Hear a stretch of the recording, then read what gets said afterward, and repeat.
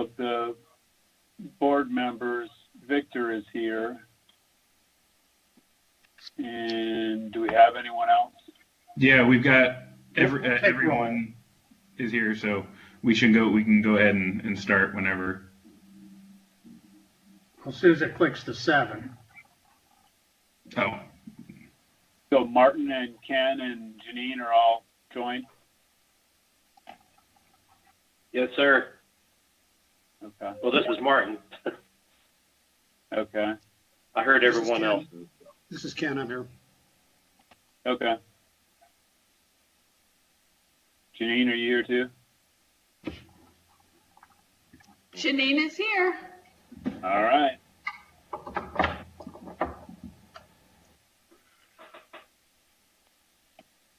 All right, I've got 7 o'clock, so I will go ahead and call this meeting of the Westfield, Washington Township Board of Zoning Appeals to order.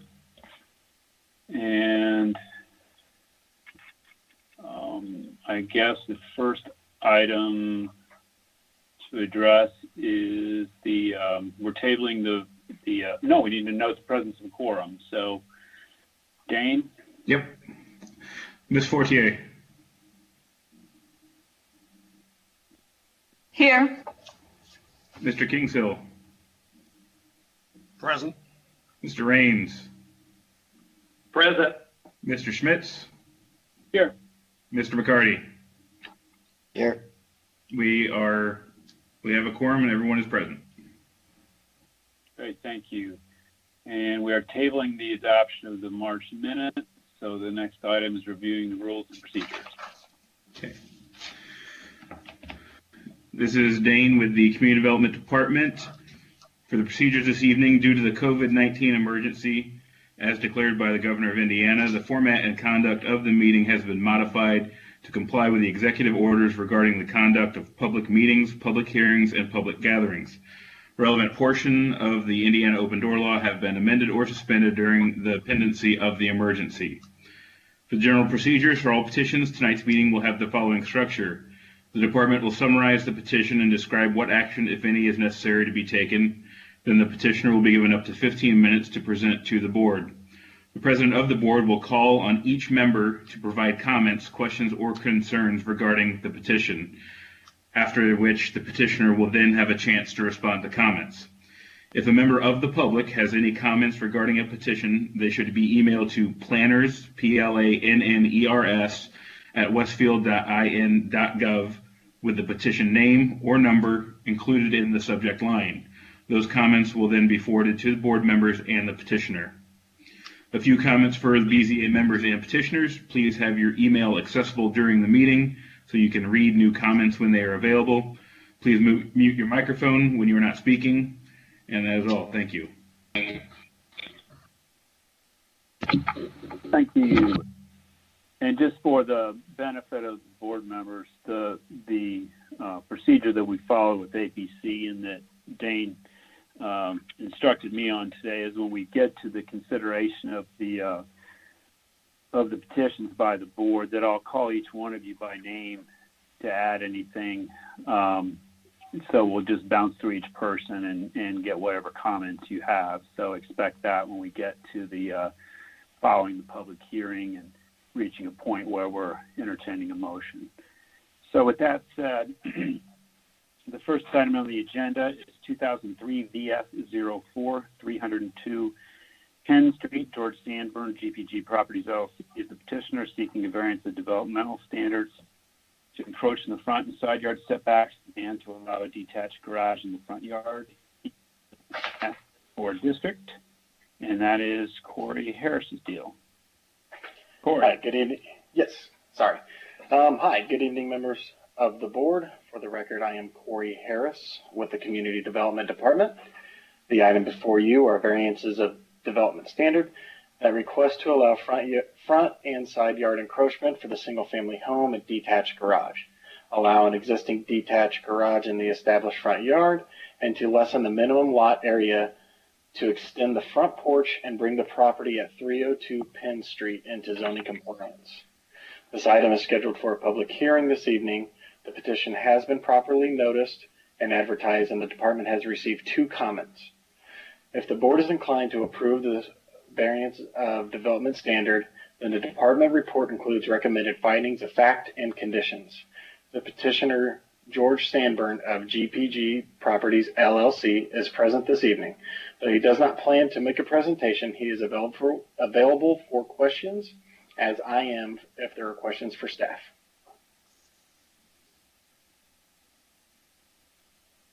Okay, thank you. And board members, you should have received an email from Pam before the meeting with some public comment. And I'm just reviewing that now. Why don't you summarize those while you're reviewing, if you would, just for the record? Okay. The Sorry, initial Ken. one is, This was Ken, sorry. and perhaps staff, would you want to go through those, read those, or rather than myself, Corey or Pam? I'm not sure who has access to it. Yeah, I can do that. It's not a problem.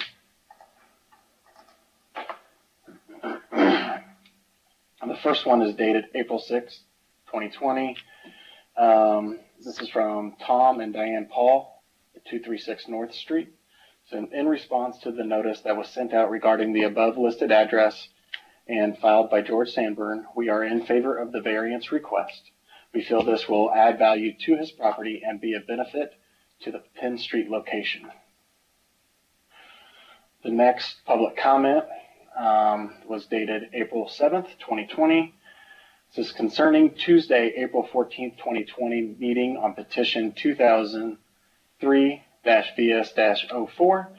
We, the interested persons, request the board for a 30 to 60 day delay to this meeting. The stay-at-home order issued by the state of Indiana because of the coronavirus-19 crisis leaves us unable to attend this meeting because of our health and age. It is signed by Linda Pruitt, Jan Smith, and Jerome Killen. And those are the only two comments that we got. Okay. So one was in favor and one wanted a delay in the meeting, but didn't really have any comments on the merits of the petition. Correct. And I believe George spoke to Jan not too long ago about the request. Yes, sir. If I can speak to that, go ahead. Yeah, please do. Please do. Hi, George Stanburn, the presenter. Yeah, I talked with Linda yesterday at length. She was more concerned with the house that's next door, which I also own. It was condemned, she said, I don't know, 5 years ago. We bought it in the sheriff's auction, just kind of been sitting on it, kind of not sure what to do yet. So with that, until we get this other one done on the corner, that one's kind of the one on the corner has gone a little bit longer than what I thought because mainly just find a contractor that I could trust that was getting the job done. We had to go through 3 or 4 contractors. But finally now we're about 95% done with it, just waiting on the if we can get this approval of the porch expansion, we'd be able to finish that off in the next 30 days. But I think she was just kind of voicing her opinion on the house next to it. She thought that for some reason that was involved, and I told her it wasn't. And George, by next to it, is it located to the east of the subject property? Yeah, it's literally the next adjacent property to the east. Yeah, it's 306 Penn Street. Correct. Right. Okay. Corey, could you speak to with the petition? It's couched in terms of permitting an encroachment. We usually see that the petition says we're seeking a 5-foot setback when it's 15 that's required, and it's put it in a different way. Is there a reason for that, or? That was recently brought up because of the way the variances definition and the UDO are stated. It's an encroachment, not a change of zoning. If I remember that correctly, Pam. Yeah, this is Pam Howard with Community Development. We recently have had some discussions regarding setbacks as listed on plats versus setbacks permitted by other means, such as certain UDO provisions and variances. And one of the discussions we had was rewording variances to call them encroachments into setbacks instead of reductions in setbacks, since we're not requiring them to change their plat or file any sort of correction certificate with the recorder's office. Okay. So basically the setback would be a platting procedure. And if they're not, if they don't have to do that, if they're seeking a variance, they don't have to do that. So we're going to look at it more as an encroachment. Yes, that's some discussions we had. Okay. And then with the detached garage in this instance, and perhaps George could speak to that, has the garage existed there? I mean, you didn't construct the garage, correct?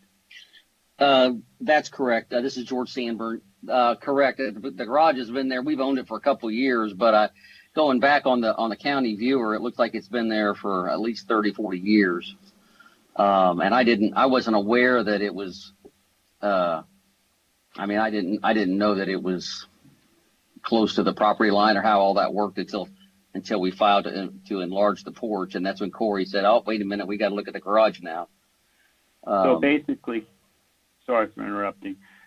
Corey, basically he's seeking to expand the porch, but in order to do that, we got to clean up the other nonconformity that's existed for quite some time. Yes. Is that accurate? Yeah, this is Corey Harris. Yes, we do believe so, because I think it was assumed that Cherry Street, that was actually an alley to the west of his property. And so when the garage, I'm assuming, was built in the 70s or 80s, it's actually in the front yard, since that is a corner lot. Right. Yeah, but as far as the petition goes, it started with the encroachment into the front yard setback for the front porch, and then everything else is just cleaning up the zoning to make it compliant.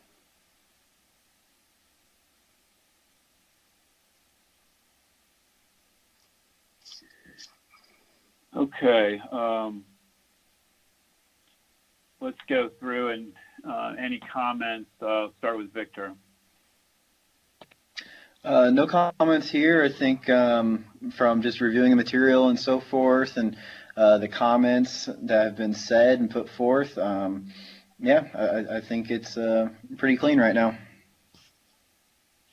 Janine, any comments? No comments here. Thank you. Sure. Ken, any comments? Yeah, hi, this is Ken. So on that encroachment discussion we just had, I guess to me an encroachment is a condition. And so what we're essentially doing, or the proposal going forward potentially, is that we're looking at maybe blessing encroachments or authorizing an encroachment as opposed to changing or making a variance to the side setback. Am I understanding that correctly?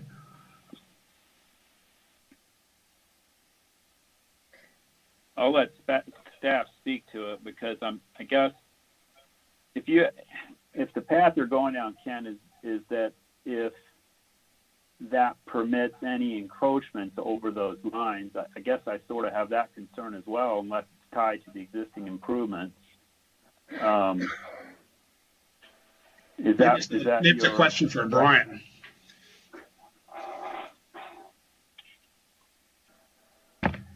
I'm not sure I quite understand the question. I was following Dave's assessment of it, but are you asking if this approval would further encroach more than he's asking? This is Ken again. No, I'm just trying to wrap my head around the idea that we're approving an existing encroachment as opposed to approving a variance. I mean, is this a distinction in wording?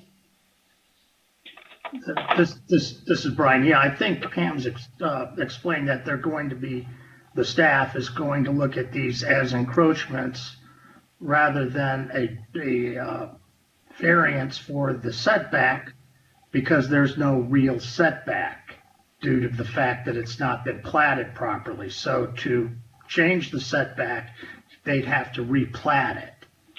And this is an easier way to get to the same finish line. I think that's the way I understood you, Pam.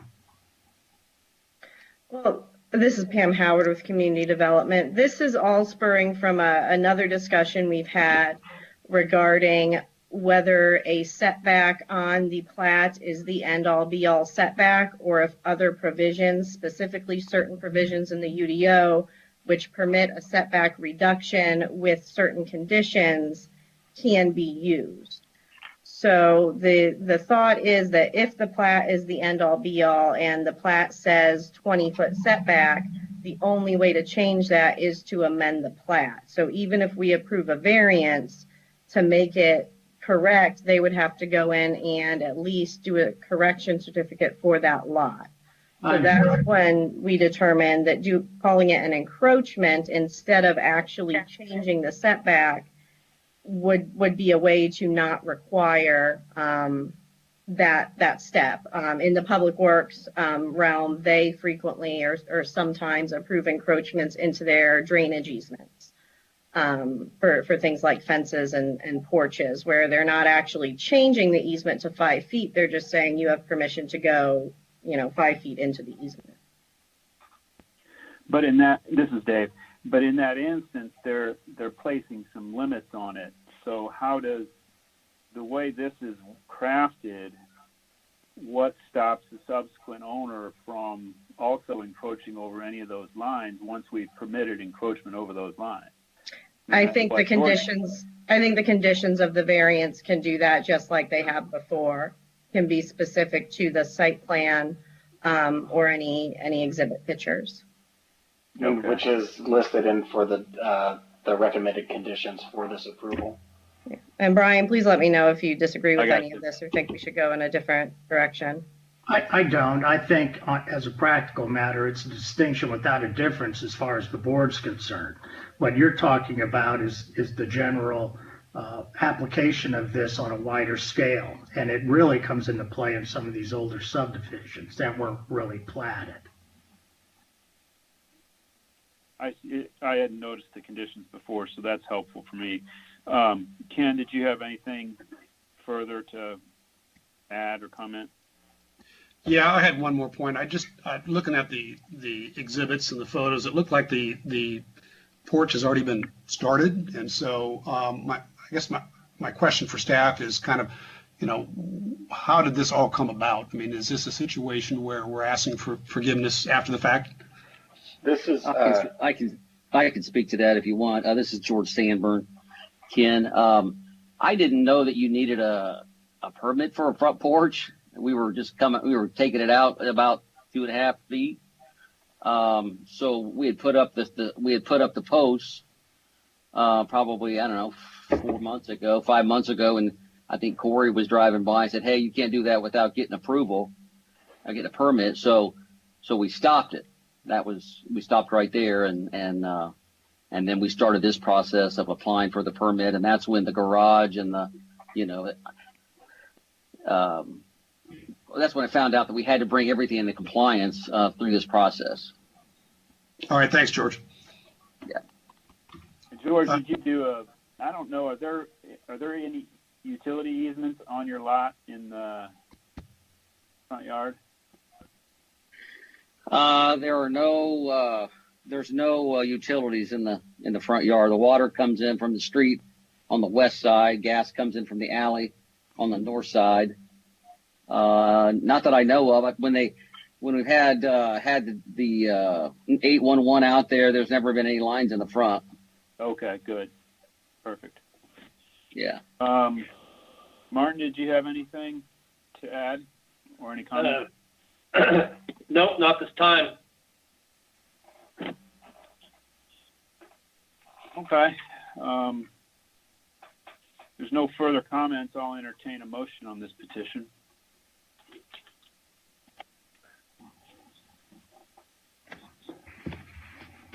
This is Martin. I'll make a motion to approve 2003-VS-04, 302 Penn Street, staff's recommendations. And this is Victor. I'll second that. Okay, it's been moved by Mr. Raines, seconded by Mr. McCarty to approve 2003 VS-04, subject to the two staff recommended conditions. Mr. Crabtree, call the roll. Mr. Kingshill, Yes. Mr. Raines, Yes. Mr. Schmitz, Yes. Mr. McCarty, Yes. Ms. Fortier. Yes. Motion carries. Thank you. And I will make a motion to adopt staff's findings of fact for the approval of this petition. Do we have a second? This is Ken. I'll second it. Moved by myself, seconded by Mr. Kingshill to adopt staff's findings of fact for the approval of this petition. All those in favor, voice vote, indicate by saying aye. Aye. Aye. Opposed, same sign. Motion carries. Thank you, George. Okay, thank you guys. Appreciate it.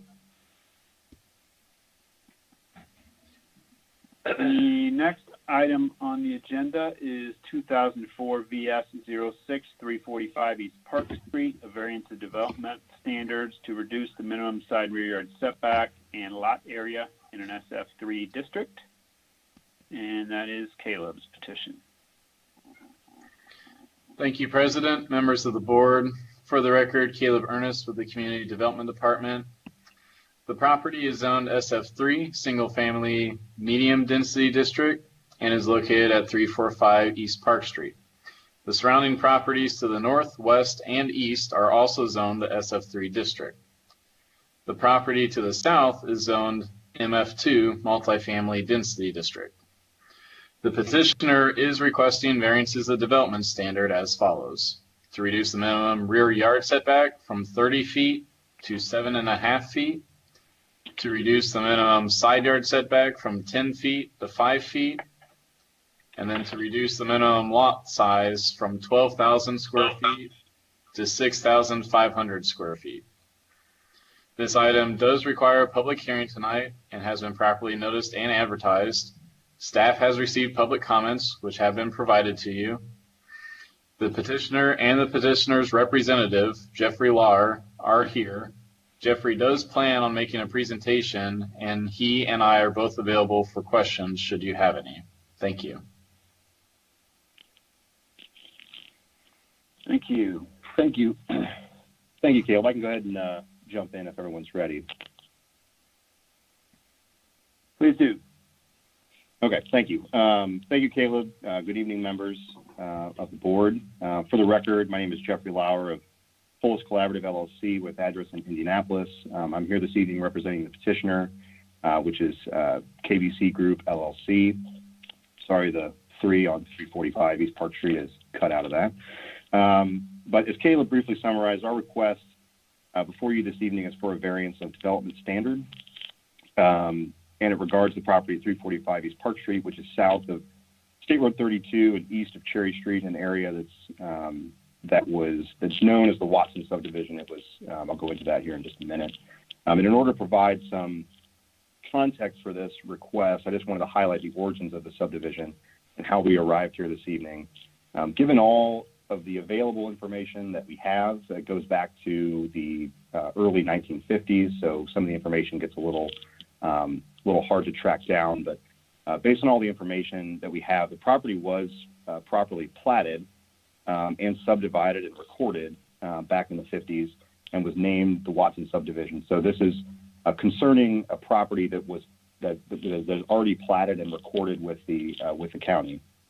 It was only later when the city of Westfield, the town of Westfield at the time, adopted its first zoning ordinance and comprehensive plan in the 70s, that this property was, after the fact, made non-compliant regarding some of those issues with the side yard, the rear yard, and then minimum lot size standards.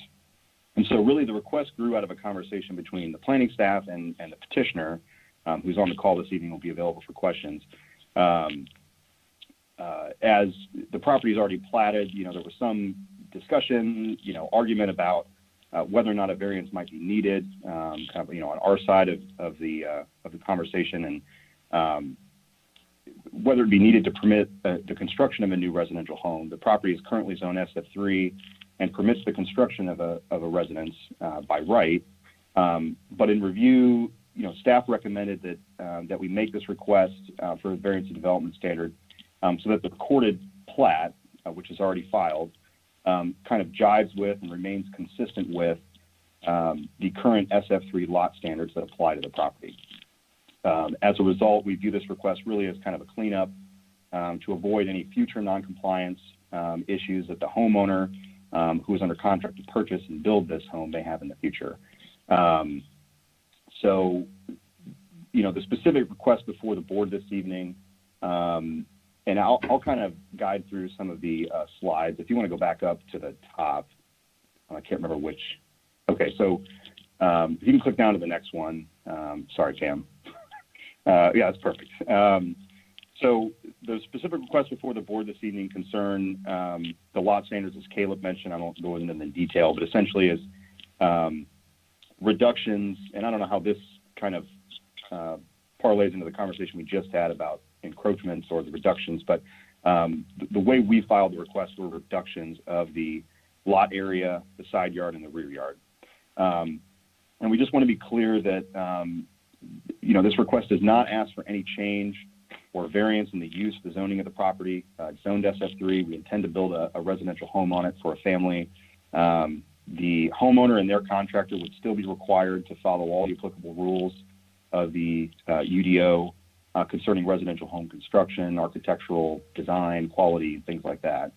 And if you click down one more, Pam, this is just a quick exhibit just to kind of give you the existing conditions. So everything highlighted in yellow are existing residential properties with homes on them, or owned by the same owner with a house on it or adjacent to it. All the green are vacant lots, and then the blue is property that's owned by the city of Westfield. The red is property is a commercial property there on the frontage along Cherry Street. If you click to the next one, this just gives location of the property and shows this is the Watson subdivision as shown on the Flex Viewer, what it included when it was originally recorded. The next one quickly highlights the kind of the breakdown between the plat as recorded. If you click to the next slide, Pam. This one gives a comparison between the survey, or the survey is based on the recorded plat. So the survey or plat as it is currently recorded, and then the SF3 standards in the medium density district. And basically, to break it down, requesting a reduction in the minimum lot standard just to comply with the current square footage. We said 6,500 just to kind of buffer for a little bit of room there. The reduction of the side yard from 10 to 5, and then really the biggest one, the reduction of the rear yard from 30 feet to 7.5. I believe, based on what I've seen, that the reduction of that the rear yard is so little because the property after the railroad right of way was vacated was never given back to the property owner, probably because this was already platted at the time, and so the rear yard setback is so little. If the rear yard was to be consistent, and I'll address this again later, but if the rear yard was to actually, if we had 10 yard setbacks on the sides and 30 feet on the rear, it would essentially make what's platted and what's required by the standards, it would make it impossible to really develop on this lot. So if you click through the next one, so I'll get to this one. I do, as recommended by the department, we engaged and consulted with, and this goes to some of the public comments that you've received, consulted with the Grand Junction Task Group. I'll just refer to them as a task group hereafter. As mentioned in Caleb's presentation, we certainly hoped to gain the support of the task group, but it was clear that a number of its members found reason to recommend denial of our or remain neutral to our request. And based on the summary of opinions I think that were provided in two different versions by Teresa and submitted to the department prior to this hearing. It seemed like the task group's opinion really fell into two kind of broad categories that I just wanted to go into some length about. One was the perceived underutilization of the property, and then the other was concerned about the existing condition of the infrastructure that kind of services that overall area. In addition, it appeared that some altogether were a little hesitant to kind of recommend either way because I think what some kind of described as just kind of a lack of guidance or clear vision for that specific area. So I would like to just briefly, well, first I'd like to say this, we definitely felt, I think it's worth saying, we felt our ability to kind of properly and clearly present this case to the task group was a little hindered because of all the concerns around COVID. We didn't have an in-person meeting where I think it would have been a little bit more, advantageous or possible to, to be able to respond in real time, to answer questions, to probably provide a little bit more clarity. It did seem, like without some of that clarification, there were, there was maybe a default to deny. I just wanted to kind of put that out there. It was also difficult with heading into the Easter holiday to kind of get, be able to respond and get some comments back and forth. But either way, I'd like to just spend a little bit of time addressing the concerns raised by the group and then talk about some of the other public comments and then open it up for questions. So the first concern, the underutilization of the property, if the variance was approved. It's clear that a lot of the opinions of the task group fell broadly into this category. I think it was really a majority of them. And really felt that the area was suited for a higher and better use, and that the single-family home that was proposed, it was really suited for kind of a higher density development. We strongly contend that approving this variance, we do not disagree that the area surrounding the property is suitable for higher density. We strongly contend that approving this request, though, would not preclude or prohibit the opportunity for that kind of development in the future.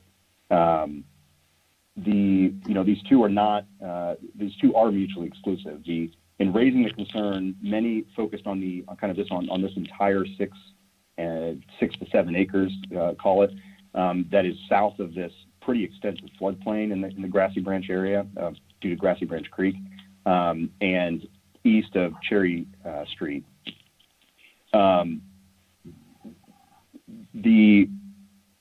We do not believe that approving this variance, given this amount of acreage overall, we do not believe that approving this variance and thereby possibly removing this 0.15 acre property would be the make or break for a kind of higher density residential development project in that particular area in the future.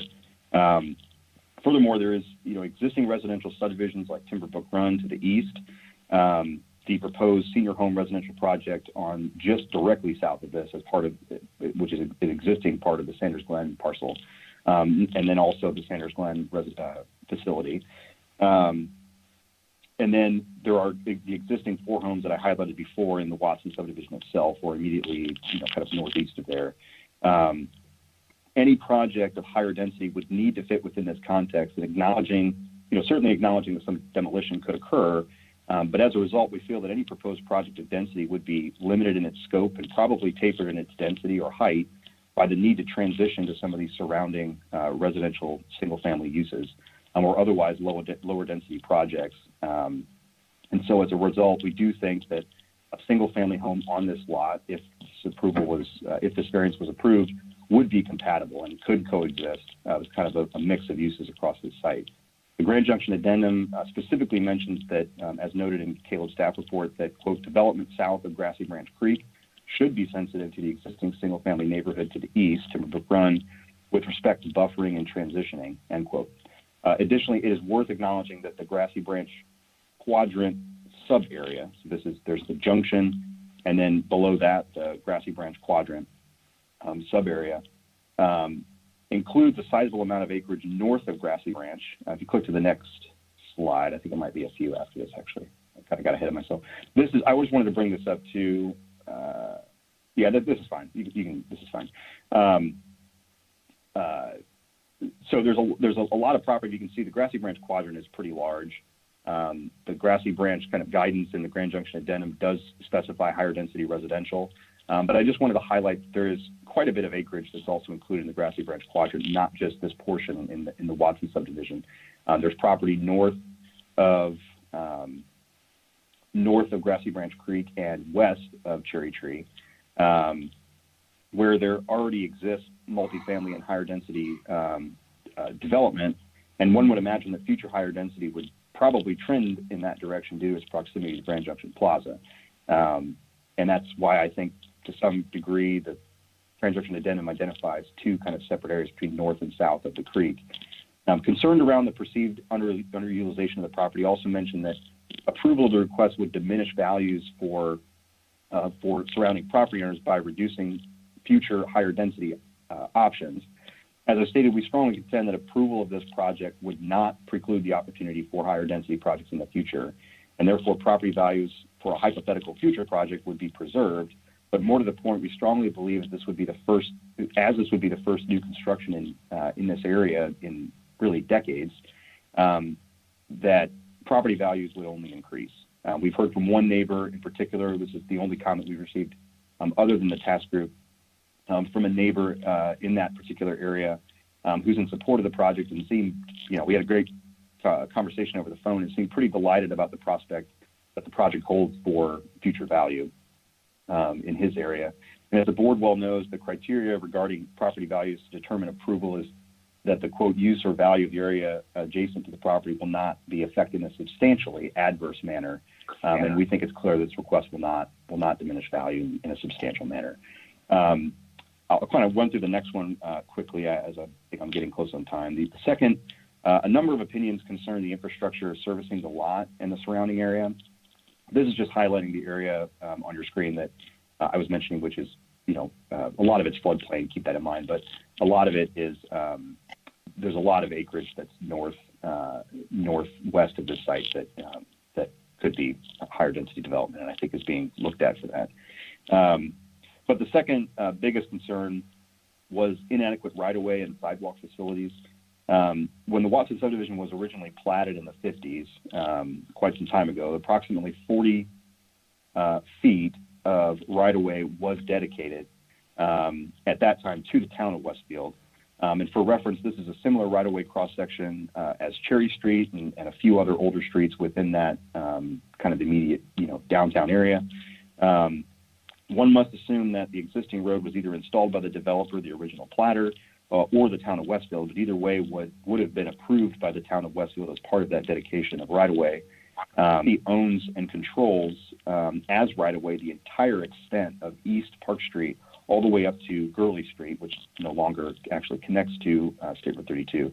But at one time it did connect, and there were two means of access and egress. By cutting off that bridge, there really required all the traffic within that immediate area, which is not much, but to access Cherry Street or access East Park Street onto Cherry Street. With that said, there are 4 existing homes in the area of the kind of the Grassy Branch Creek area that we're talking about, and we do not believe that adding one lot would put any undue burden or stress onto the existing infrastructure. But like I said, the right-of-way that is there is dedicated. It's already dedicated to the city. It's city-owned, and the potential for adding, upgraded facilities, upgraded right-of-way, upgraded sidewalks and stuff is possible. Regarding sidewalks, while it's true that East Park Street does not have any sidewalks, it's not an uncommon thing for older parts of downtown. Cherry Street, Jersey Street, South Walnut, Roosevelt, College Avenue, none of these have sidewalks, but have many more homes using them on a daily basis. And furthermore, as the road is dedicated to the city, it is not the responsibility of the petitioner or the homeowner to provide upgraded facilities, but rather it's the city's. As new construction, the homeowner will be required to pay road impact fees once they receive their improvement location permit.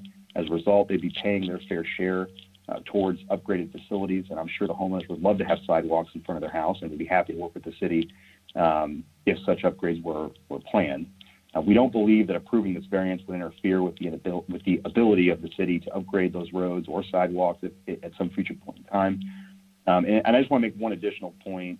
These are just highlights of the roads that don't have them, albeit some of them do have wider right-of-way cross sections. It's just a point, and some of them have similar. It was just to point out that many of them, streets that I think we use quite often in downtown, don't have the sidewalks. One additional point I'd like to make on the next slide is just that we don't believe that approval of this variance would have any impact on future proposed right-of-ways. The thoroughfare plan is really hard to see on this map because it's gray, but the gray dotted line you can kind of see swinging from the left side of the screen and then swinging up through this property is a proposed local collector that would extend Mill Street east, crossing Cherry Street, and then swinging north to connect to East Street. It's our understanding that the connection will be replaced with the proposed Jersey East Street extension, where it will come through further north, swing up, and then connect to East Street with a roundabout on the 32. And I would just like to point out on learning this, the petitioner, on learning this proposed right-of-way, the petitioner did, and not to mention the acreage that was controlled by the city, the petitioner did reach out to the city of Westfield to inquire if they would have any interest in purchasing this lot. This was on multiple occasions, I think 3 separate occasions, and they did not. Which at that point, my client put the property up on the market and then found this buyer. And while we appreciate, so just to kind of wrap up this portion of the addressing the task group's comments, while we appreciate and regard the opinion of the Grand Junction Task Group very highly, we do respectfully disagree with their majority opinion concerning our request and would ask the board to consider our rebuttal in light of their comments. We contend that approving this request will satisfactorily utilize and redevelop the currently vacant lot, adding 1 new family to the downtown Westfield community, increasing assessed value and tax revenues. And in doing so, we believe this will improve property values in the immediate area. We would hope that by approving this project and creating this new home in downtown Westfield, that the wider development community and market will see the potential of this immediate area, and that demand for what the homeowners have created in this little pocket of downtown will increase and may one day lead to the higher density development projects the Grand Junction Task Group and others are wanting and hoping for. But we sincerely hope that in the pursuit of wanting to create a active and vibrant downtown, that the board agrees with us and does not deny this family, the family under contract, the opportunity in taking part of that vision today for a project potentially in the future. And before concluding, we wanted to mention that I kind of said this already, but we only received 1 communication directly from 1 neighbor, Mr. Plantenga. I apologize if I butchered his name, but he's located at 422 East Park Street. It's kind of that long, skinny parcel. It's oriented north-south at the right of your screen, or the right of the picture. The conversation was very positive, and he is in support of our project. We provided that comment to the department. The only request he made, I just want to kind of put this out there up front, that the only request he made of us was that we commit to keep construction equipment, staging materials, things like that off the East Park Street roadway. And we've committed our best efforts to either working with the either the city, possibly with the excess acreage that they have, or the adjacent neighbor to the west, to find a solution on staging and storing temporarily some equipment and materials as might be needed, just to avoid blocking the roadway.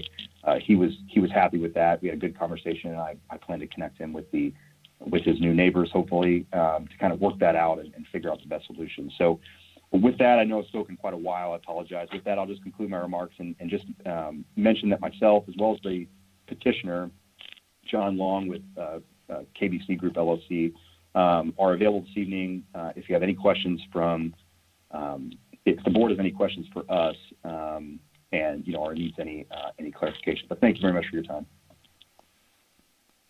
Thank you, Mr. Lauer. Do we have, from a public hearing standpoint, we did have some, as Mr. Lauer alluded to, some correspondence and public comments from Grand Junction Task Group and Mr. Platanga. These are a little bit more involved, so I don't think that having those read by staff would take a while. Have board members had the opportunity to review those?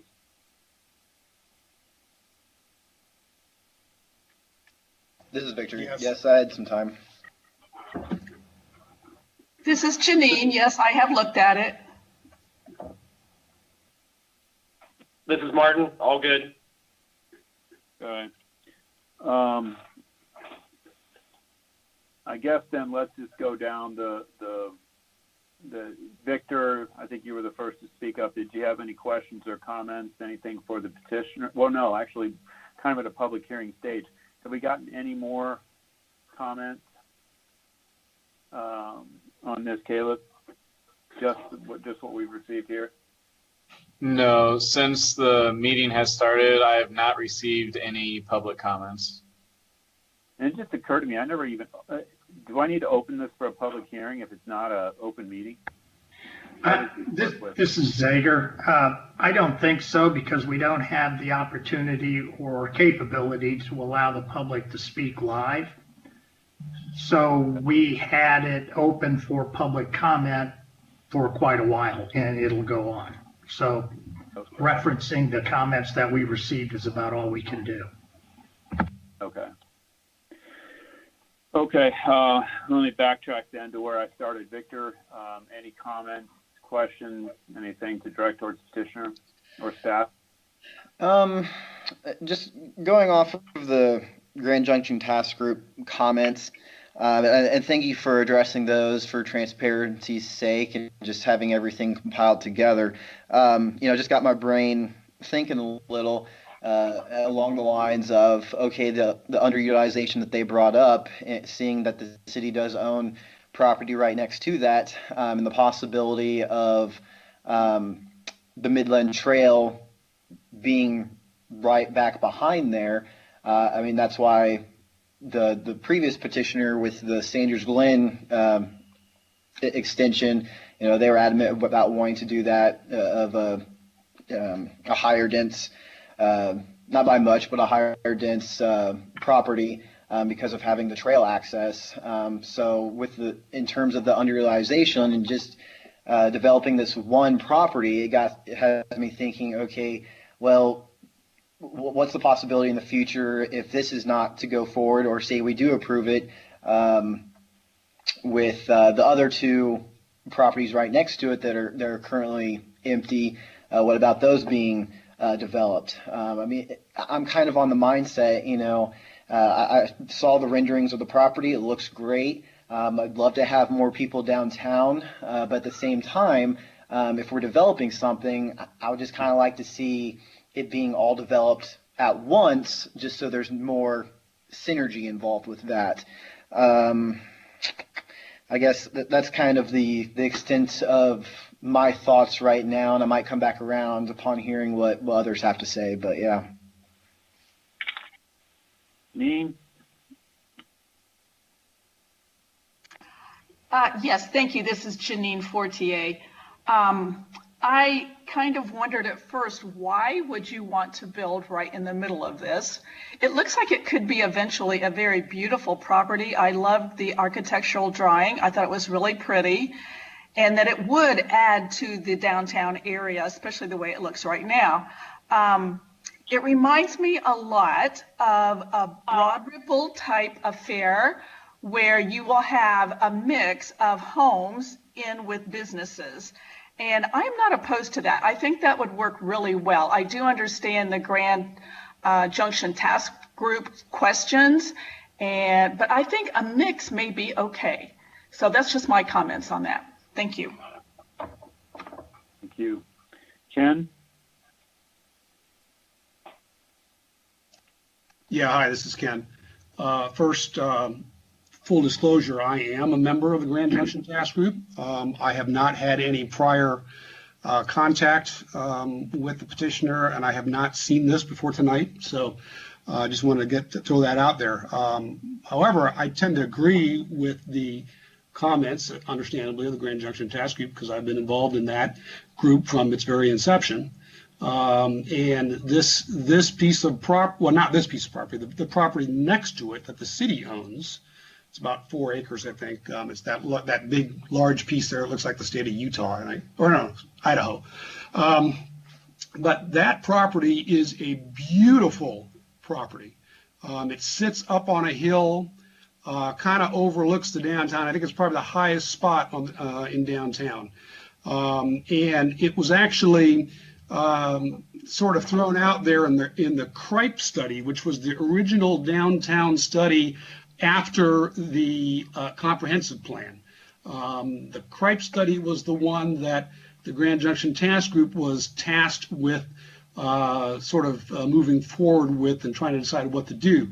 That study, the Cripe study, gave 3 potential locations to basically start a downtown around, and this was one of those locations. Because in my mind, this property, the city-owned property, would be a great spot to have a future city building, a city hall, slash library, slash school administration building, whatever. And so in my mind, there's this piece of property holds a special place. And so, it's with great trepidation now that I am considering, this particular petition to put a house right next to it, and I'm concerned about the future of this area.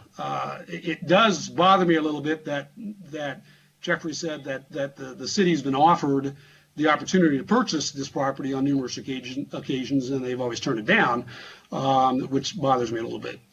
So that's kind of my sort of background in looking at this. I do have a question for Jeffrey, and that is, I want to clarify or get clarification from you, Jeffrey. You seem to indicate that if this petition was not granted, that your client would still be able to build the house there. Is that correct, or do you really need this variance petition in order to build the house? That's kind of it's kind of one of the main questions that we had originally with the planning staff. I think it's I don't think they have had a lot of experience in dealing with some of these smaller lots, old plats, in downtown. But based on what we've seen, I mean, because the property is platted, it is legal non-conforming. So, we probably, I'm not an attorney. We would need an actual legal opinion on this, but I mean, it's my understanding that we probably could move forward with the construction of the home with the plat as it is, but that the property and the building there on it would remain legal non-conforming with the UDO standards. So this is an attempt to, like I said, make what's already been recorded with the county match and meet and be consistent with what the UDO requires. And so that's why we're requesting the setbacks. And really, like I said, it's, we kind of, to that regard, we really see it as more of kind of a cleanup, to kind of fixing, what was made legal non-conforming once the city adopted its zoning ordinance in the 70s. So I'll kind of leave it at that. I mean, other than that, I mean, we have not gotten a formal legal opinion about that. We're hopeful and still hopeful that this process would grant that, and we can move forward. But yeah, that's kind of where we are.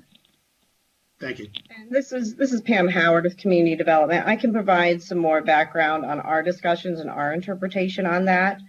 So in looking at the survey, which is based off of the plat, we see the 30-foot front yard setback and the 2 5-foot setbacks as being established. They were established on the plat. The rear yard, however, there is not a rear yard setback listed. There is only the utility area right there. So I think in our discussions as a department, if that had said 7.5 building setback line, then they would be able to build without a variance. But since that doesn't have a setback, we have to look at the setback required in the Unified Development Ordinance, which is greater than that 7.5 feet. Expanding on that, Pam, this is Dave. I understand what you're saying. There's basically there were platted side yard setbacks in front yard, but there wasn't a platted rear yard setback. So in the absence of that, you have to apply one from the SF3 district. How did this ever end up being SF3 to begin with? Because it's half the size, or isn't it roughly 6,000, a little over 6, and a 12,000 requirement? So how it was platted before there was zoning, but at some point the zoning designation was determined for these lots, and it seems like an odd thing for this to have been designated unless there was some reason for it. No, I completely agree. And honestly, this is not the only subdivision in our city that is what we would consider miszoned.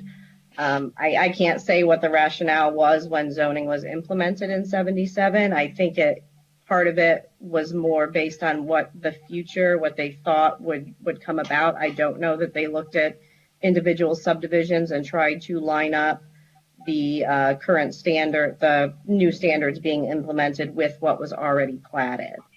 So that decision was made in 77. It hasn't been rezoned since that time. The SF3 standards may or may not have changed since 1977. That's something we would have to look at. But like I said, there are areas that are zoned multifamily that have single family subdivisions and vice versa that have been like that since the time zoning was made. And I just wanted to add one. Go ahead. Sorry. Thank you. I just wanted to add too that again, I mean, this we're talking about a property that was platted back in the 50s, with zoning then coming in 77 and a comprehensive plan adopted, and it there's trying to dig all this up, dig all the history up is extremely difficult, but it would, and I'm speculating here, but when this property was platted in the 50s, I hesitate to say it, but I'm speculating that the property then kind of lost its right to having any right of way from the railroad corridor being deeded back to it, as there are properties in Timberbrook Run that go all the way to what was the center line of the railroad corridor. And if that would have happened, and now that property south of us is owned by the city, it was, if no other claimant was to it, it probably would have reverted to the city. So that 27 feet behind us, if we would have gotten that, probably wouldn't be here today. But I just wanted to point out that, the 30-foot build line on the front, which is platted, is actually more than what's required according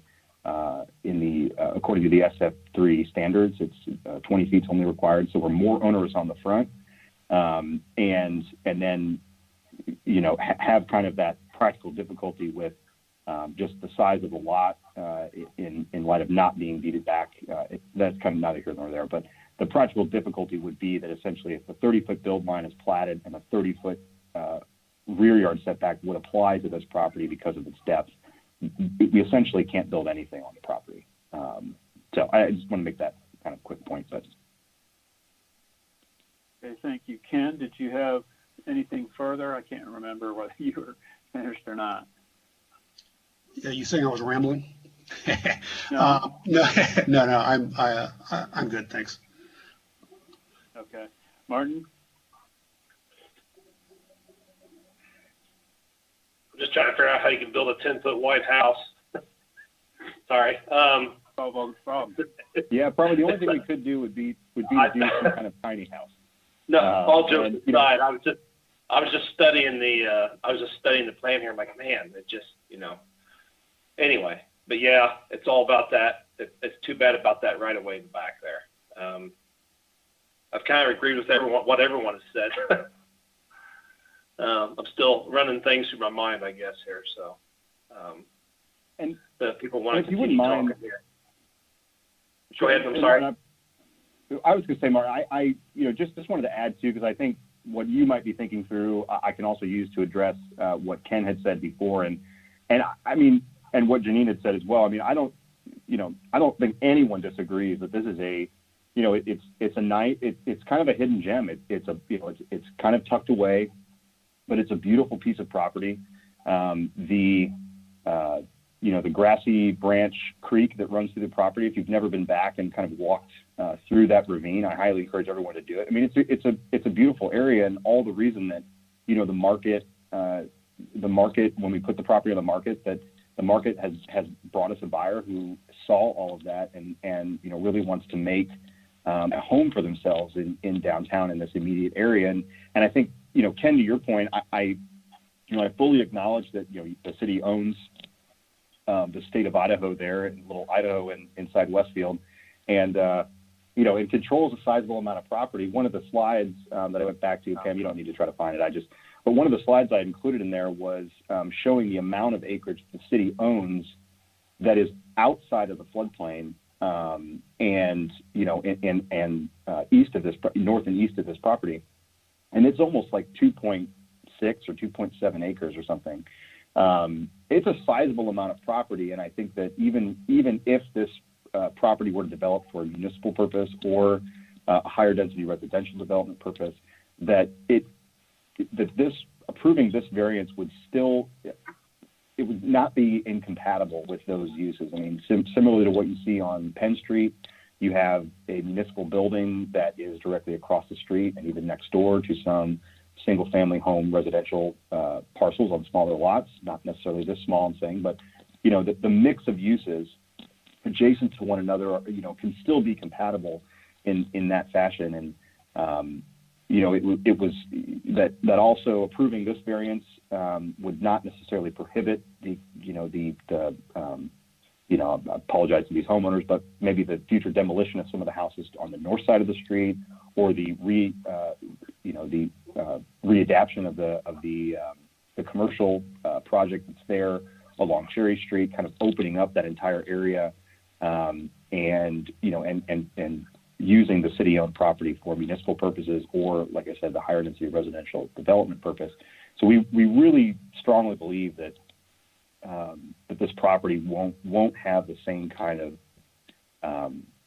or that it won't preclude or prohibit the kind of development that I think most people, the task group members especially, are looking for.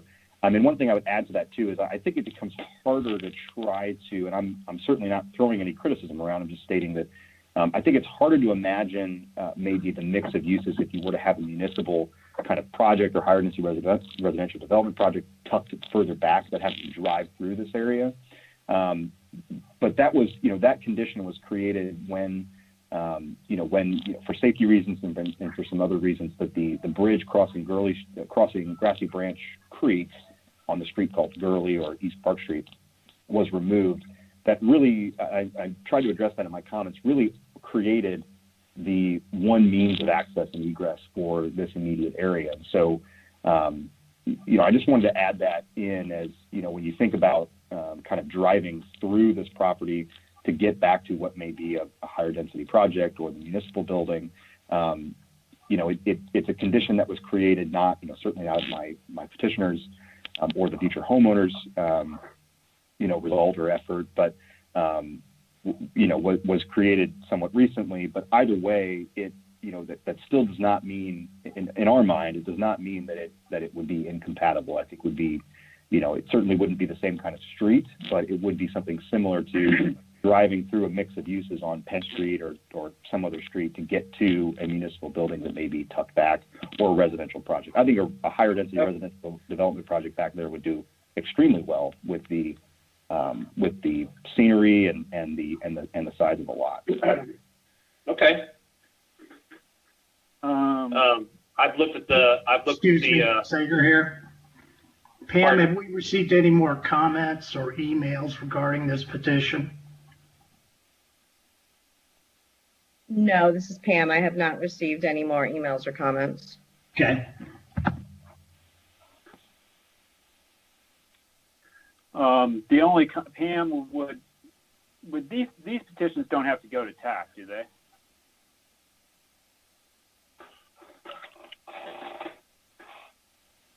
Can you hear me, Pam? Hello? I'm here. I heard you. Okay. I can hear you guys. This should not have to go to TAC. I don't anticipate that it is supposed to go to TAC, but Caleb may be able to say otherwise. I didn't think it did. The only reason I bring it up is that if the city, I presume if this was contrary to what the city has in mind for the city-owned ground, the city would have had the opportunity to send us some comment or speak at this hearing to assert whatever position they have with respect to the property. And at least the petitioner contends that they had the opportunity to purchase the property, and we're not hearing anything from the city in opposition to this. So I guess I'm not, although I kind of share the concerns, and like Ken, I'm also in the Grand Junction Task Force, but don't participate when it involves BZA. So I kind of see where they're coming from, knowing that group and the kind of concerns we have. But likewise, I think had the city had a concern, I think we would have heard about it. And just to add that, I would. Oh, sorry. I was going to say that if you guys want more information, I was not specifically involved in conversations about the city purchasing this lot on the occasions that I mentioned. So if you guys want any more information about that, the petitioner No, that's fine. Is of it. Okay. Pam, were you about to say? Yeah, this is Pam. I'm sorry, my mic was off after you asked me that question. We did not send this to TAC. We do not normally send standard variances to TAC. We send use variances and then occasionally a standard variance if we deem it necessary. But since single family homes do not go to TAC, we did not send this. Okay, thank you. Okay. I guess this is Martin again. I think I have a good understanding how I'm going to go with this. So I've read some more stuff, looked it over and thought, and I have no other questions at this time. Okay, thank you. And I've chimed in as we go, so I don't think I have any other comments. So at this point, I'd entertain a motion. Real quick, this is Victor again. Just to circle back, I don't know if I'm allowed to ask this question, so stop me if I'm not. With the two empty lots next to this particular lot, does the petitioner also own those lots as well? No. Excuse me. We do not. Okay. This is John Long. Can you guys hear me? Yeah. I'm the petitioner. Okay. Yep. My name's John Long. I'm the petitioner, and we do not own the lots next door. But one thing that, first of all, I want to thank you guys for your time because I know it's been a lengthy call. But wanted to let you know we don't own the lots next door. But as Jeffrey mentioned earlier, we had contacted the city numerous times to try to sell the property, and they did not have interest. I don't know if I'm allowed to divulge the names of the people that I contacted, but I actually called the city first and asked them who I could speak with, and they gave me the name of a gentleman that I guess typically handles that. And I had talked to him on a few different occasions, and he just couldn't do anything with it. And the property was just too small to do anything with. So we put the property on the market, and the only interest that we got were home builders. And we had multiple home builders that reached out during the process of marketing the property. And all of them look at it the same way that I do when I purchased the property, that it's a neighborhood, and that neighborhood has 5 properties. One house is directly across the street from the subject property. It's on a double lot, and it's fenced in. And then there's another homeowner that has a double lot with a house on it as well. So there were only going to be a couple of other home sites to build a house. And the way that we see the property is that basically it would be improving the values of not only these properties in the immediate area, but also in the entire downtown. So if you guys are familiar with Carmel, the Arts and Design District, something kind of like the Old Town Design Group has built, and they've been super successful. And so I just wanted to make sure that you guys knew that this was a neighborhood. And that's the only reason I'm speaking up. I just want to make sure that you guys know it was a neighborhood with home sites. And so we're just trying to fit a nicer, more expensive home, kind of like there are in other parts of Westfield. And so that's what we were hoping to accomplish tonight by requesting the variance.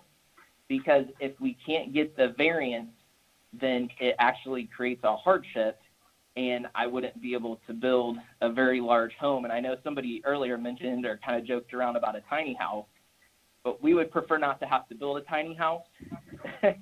We would prefer that was me, and I apologize for that, but I was just thinking no to make it work like that, it's like it'll be smaller than a trailer. So well, and that sort of has kind of thought about that sort of answered my question. So, but yes, sorry about that. Yeah, but I definitely wanted you guys to know that it is a neighborhood. We're just trying to fill out one of those home sites.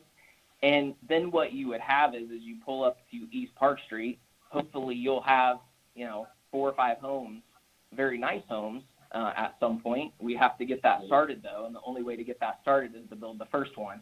And I know there was some of the same kickback because I'm also in real estate, and I've been in real estate for almost 20 years. And I can tell you, you got to get the first one before you can get the others to go up around it. And I know there's some other areas in Westfield where they're trying to do that, but that's what we're trying to do here. We're not trying to take away from any of the extra land. The land that you can really do something with and do multi-family is that land to the east of this property, but it's not this property because it's just not large enough. And if it was large enough, we'd probably come up with something really cool, but it's just not big enough to hold anything other than this. And to go back to one of the other comments earlier, the home sites were built differently in the 50s. So if you look at property architecture, a lot of the ranch homes were sprawling and very wide and a little bit not as deep, so the depth wasn't as much. So all of that has been changed because new construction is so much narrower and it's longer. And so that's why they came out with those UDOs in a lot of areas, or the requirements to have certain setbacks. So when they changed the setbacks, then it killed the old style construction. So I just wanted to give you 2 cents real quick because I heard it and I just had to say it. Okay, thank you. Did we have any further comments? And this is Victor again. I just wanted to say that I appreciate the petitioner's comments and helping explain that further for me. Again, I think what's been presented, it looks like a beautiful home, could be really great. We want more people downtown. I'd like to have all 3 lots for the whole area developed all at once, but again, I really appreciate your explanation. Thank you. I appreciate it. Hey, this is Kevin Todd here, Community Development Department with the city. Yeah. Just wanted to jump in here real quick. I have no knowledge of the discussion with the city about purchasing, not purchasing, or any of that discussion, but I did want to say that city administration, I think, has a lot of similar thoughts as Grand Junction, or similar questions as Grand Junction Task Group for this area as a whole. I don't know this lot specifically, but would probably single family detached is probably not the long-term vision for this part of downtown, not just this lot specifically, but the whole area. So I just wanted to put that out there as additional food for thought, for consideration. Again, kind of a lot of the similar thoughts as what the Grand Junction and questions that the Grand Junction Task Group was asking about highest and best use, and is this the right use of the property? So understand that it's zoned this way already, and that's understood, but looking forward. So I guess, Kevin, I would share those concerns, but I would like some testimony or some comments from the city on point that we could rely on. Otherwise, we don't really have anything in the record that at least as to the city's position. We have some on public comment as to the Grand Junction Test Group, but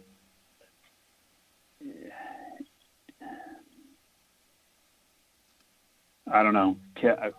Dave, this is Ken. I don't know. I might argue that the Grand Junction Task Group, maybe in this case, stands in the shoes of the city in terms of making that or giving that testimony.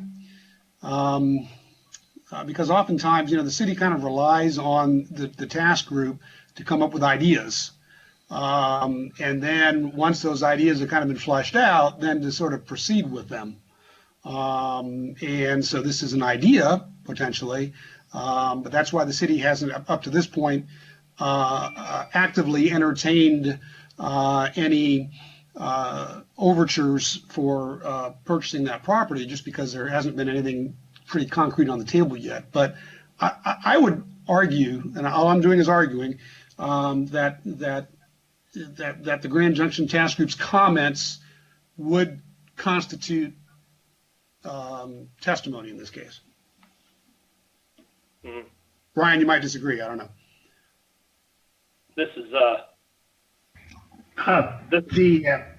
Brian. Who's speaking? This is Martin, but go ahead, Brian. It's a little bit of delay. I didn't mean to interrupt you, Martin. But I think you started before. It's okay. You go ahead and say what you need to say. That I want to follow up with something here. So. Okay, as I was just going to comment on Ken's statement that the task force may stand in the shoes of the city. I wouldn't go that far. It is a recognized task force as far as the city's concerned. It is an entity in which they look to for advice and opinions. And I think they issue those opinions in their own right, not for the city. However, Kevin's statement was relaying to you the concerns of the administration. That may not have been written down, but it was relayed to Kevin, and he has relayed it to you. But still not written down, right? No, it's not written down, but neither is verbal testimony when you take it. I guess the question I have is this not a residential area already? It is, but does everyone agree with that? It's zoned residential, yes. And there's lots in there that houses can be built on, right? Well, yeah, it says that. Okay. That's all I need to know. Thank you. Hang on, Martin. Let's clarify. You're asking, are there buildable lots on this street? In that area, it's a residential area with lots that have not this lot, but there's other lots of houses could go on in that area, correct? Let's make sure we're clear. Without a variance, because we haven't run that analysis. I don't know that we can sit here and answer that question. Okay, that's fine. But it is a residential area, right? Yes. Well, the one point I was going to clarify, sorry to interrupt you, Brian and Martin, but the only point I was going to clarify, which the petitioner tried to address, is the fact that there are existing home sites kind of in that immediate area. One directly across the street, one at the corner of East Park Street and Cherry, and then two others that are kind of further in and north of the property. So I'll just wanted to restate that. Okay, thank you. And thank you, Brian, whoever was correcting me there, who's ever set me straight.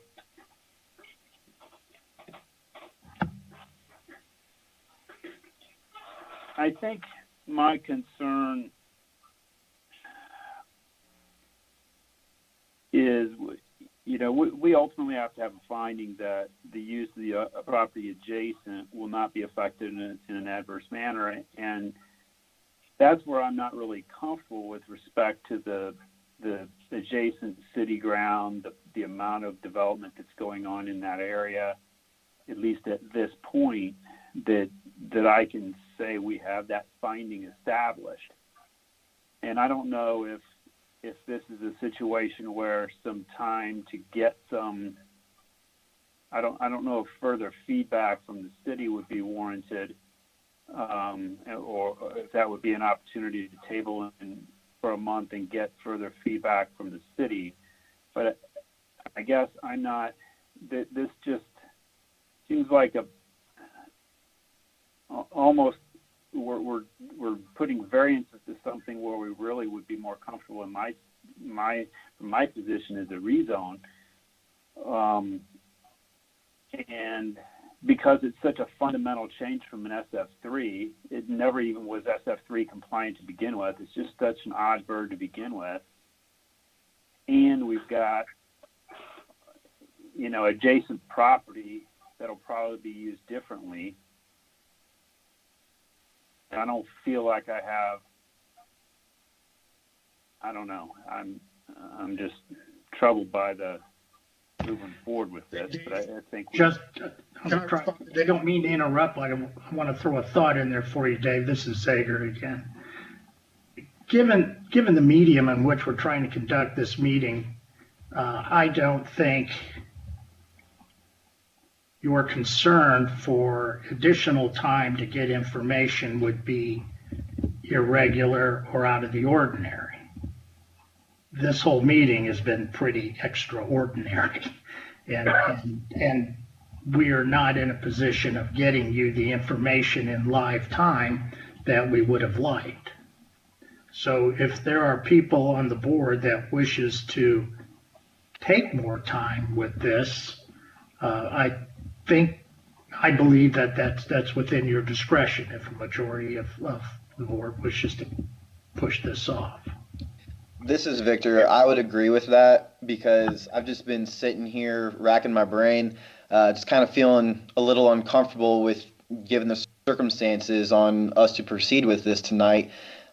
Just having the unknowingness of the future for this, because again, like I said, it'd be great to have an individual property here to help, as the petitioner said, kickstart the growth here. But at the same time, then that could flip of the coin go either way on, okay, well, if the house is built there, but then other houses aren't on the two properties to the left of it, then that's kind of just isolated there, and what's going to happen in the future. Because again, I just go back to our previous meeting of what we approved south of there, and I would just like to see more synergy in that area. So I think with Zager's comments and the other comments being said, that it would be worthwhile, given the circumstances, to just take more thought into this, so that way we're not looking back down the road of, oh, whoops, we could have done something better there. This is Ken. Dave, I would contend maybe that the petitioner hasn't met his burden in terms of, sorry, Jeffrey, but in terms of proving that there would be no adverse impact to the neighboring properties. I mean, we don't have that burden. We don't have, we don't have to show evidence. He has to show that evidence to our satisfaction. And so I would say he has not met his burden. Okay. Well, yeah, the only thing, and Ken, no, I no need to apologize. I totally understand. I mean, the only thing I would add to that, just, as commentary Who's speaking? board is, so this is Jeffrey, the petitioner's representative. The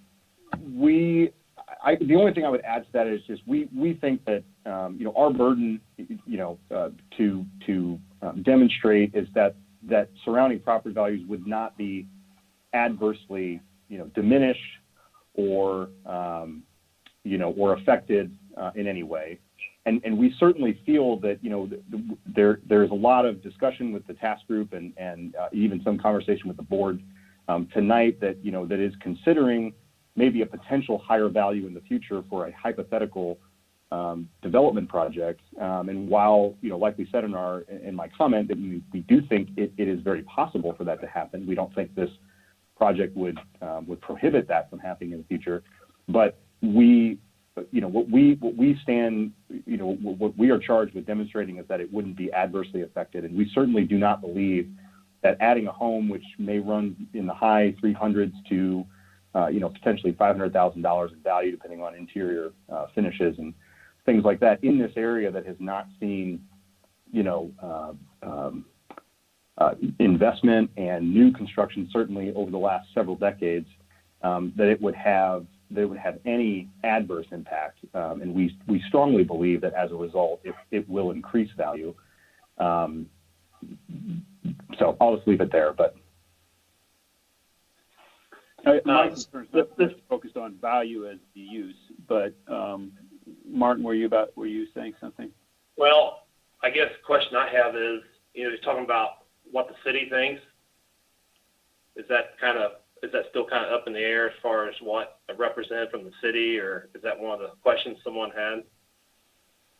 Yeah, I brought that up, Dave. I brought that up earlier because Okay. I back to the issue of whether the use of the adjacent property will be affected negatively, and I'm not comfortable that it is not.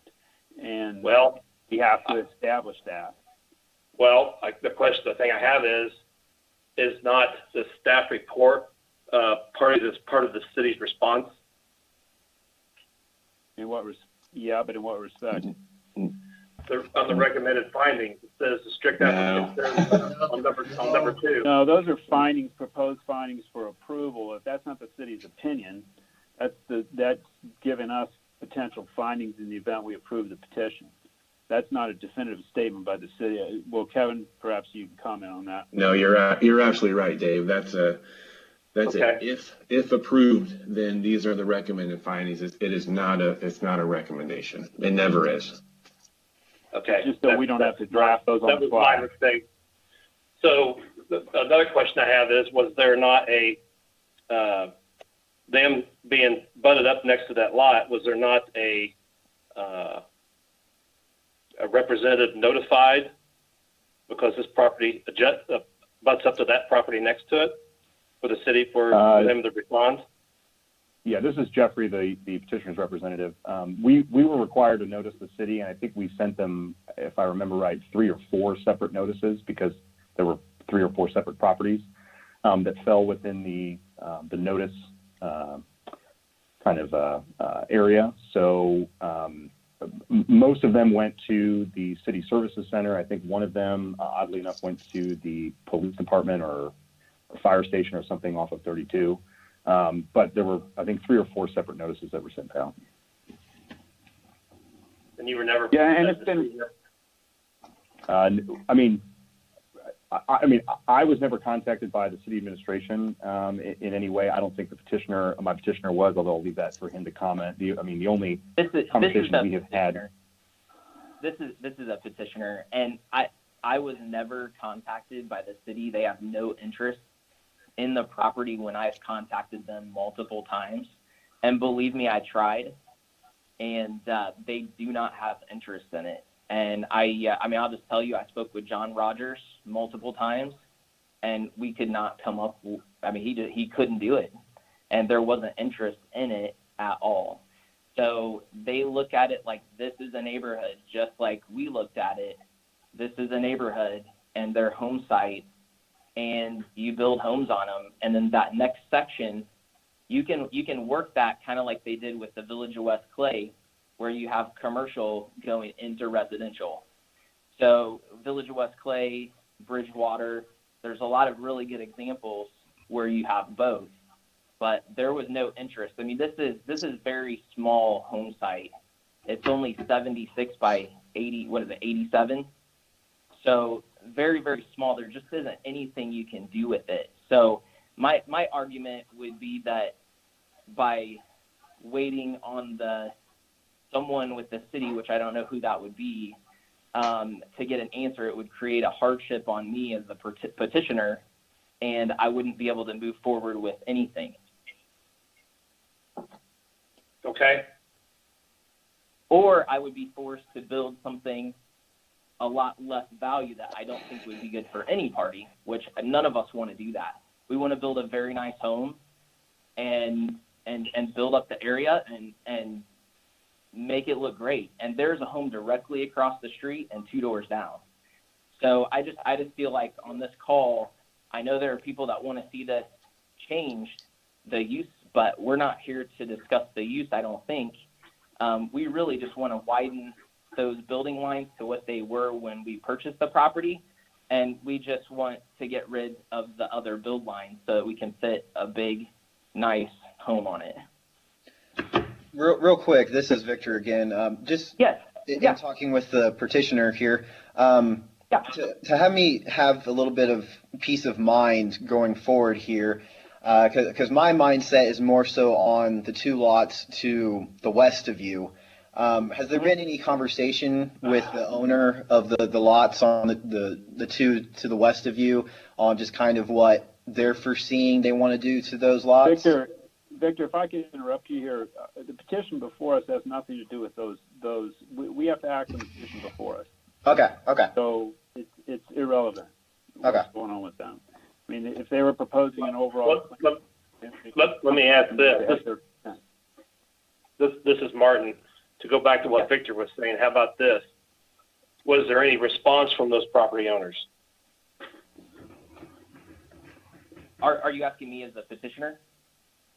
Was there any response from the property owner to your west? From a public notice standpoint, there was no. From public notice. Yeah, I did not hear anything from the owners to the west. Like I said in my comments, the only person I heard from was Mr. Plantanga, which is to the northeast in kind of that longer skinny lot towards the end of the Grassy Branch quadrant. Other than that, I have not heard from anyone. Okay. Thank you, sir. I have no other questions at this time. I'm ready to go, whatever the rest of the board wants to do. That's Mark, by the way. At this stage, thank you. I'll entertain a motion. Hey, before we do, this is Kevin. I just got public comment from the mayor. It says not supportive of a house here, and had questions about discussions with trying to sell this property to the city. So that's probably worth exploring a little bit more. You just got that comment. Yep. Yeah, he's listening to the meeting.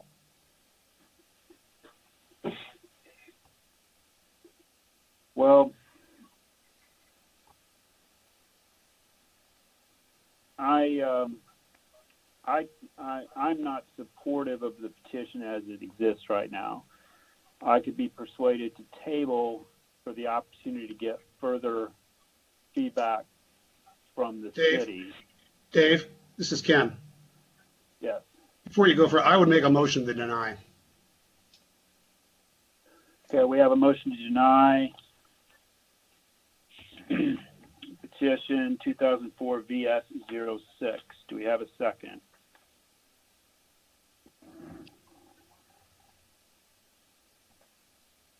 I'll second that motion. It's been moved by Mr. Kingshill, seconded by myself, to deny 2004 VS06. And Mr. Crabtree, will you call the roll? Real quick, sorry, just because I'm new, with this being my second meeting, if we vote to deny, that means they cannot come back with the same project. Is that correct? Yeah, and let me jump in here real quick. I was just conferring and conversing with my client. I mean, we are certainly open to tabling this petition and allowing us a little bit more time, maybe to confer and maybe address. Oh, he cut.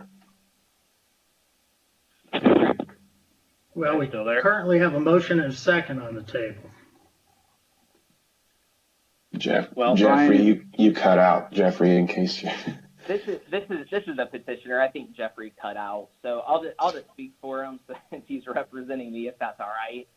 We just feel like maybe not everybody has enough information to vote on it. So if we can table it until everyone can get more information, we would like to do that. I don't know what the correct term is, so I apologize, but we would like to table it just because it doesn't seem like everybody has all the information that they need. Brian, what, in terms of, what's the petitioner's, I understand that we have a motion on the table for consideration right now in a second. If a petitioner wishes to table it, do we have to act on the motion first? Or can the petitioner voluntarily? You have a motion and a second on the table. That has to be acted on or withdrawn. This is Ken. I am not withdrawing the motion. Okay. So in that case, we have to act on the motion. So. Hey, can anyone hear me? Yeah. Hello? Who is it? We are. Hey, this is Jeffrey Lauer. I'm the petitioner. Petitioner's representative. I don't know what happened, but I was disconnected at a very inopportune time. To finish what I was trying to say, I was just going to say that we are certainly open to tabling the meeting or tabling that's been explained. Okay. We discussed that while you were offline, and we understand that. So. Okay, sorry about that. Your client spoke on your behalf. The motion on the table is to deny, and we are calling the roll for that motion. Mr. Crabtree? Okay, and just a reminder, a yay vote is to deny. Mr. Raines? No. Mr. Schmitz? Yes. Mr. McCarty? Sorry, just to clear, if I say yes, that means to deny. And if I say no, that means not to deny? Correct. Okay. No. Ms. Fortier? No. Mr. Kingshill?